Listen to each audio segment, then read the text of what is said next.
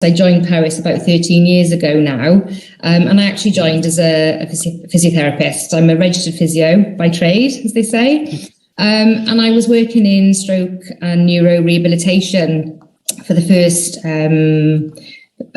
9 years of my career with Powys, at which point then I took a bit of a change in career pathway, really, and I joined the workforce and organisational development team, and that was 4 years ago now.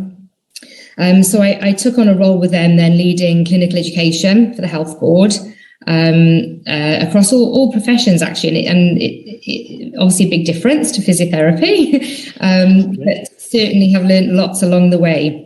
And in the last couple of months, I've actually moved into another new role now, which is, as you've said at the beginning, Rhys, the head of organisational design and workforce transformation. So really exciting times for me. New role. Looking at supporting the organisation really with sort of considering our models, our workforce modelling, our workforce models and services, the design of our services really, thinking about how we're going to meet the future needs of our sort of, well, the people of Powys really, how we're going to meet their health needs in the future.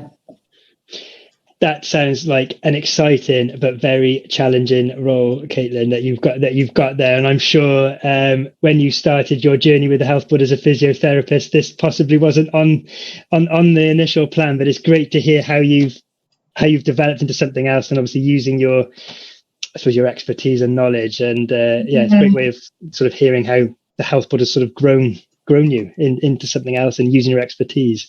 Definitely, and I think that's worth sort of highlighting, really, you know, the opportunities that have been available to me, you know, as a clinical member of staff, you know, a patient-facing registrant who has had the opportunity to kind of consider other options within the organisation and have the opportunity to move into a different sort of part of it. It's been really exciting.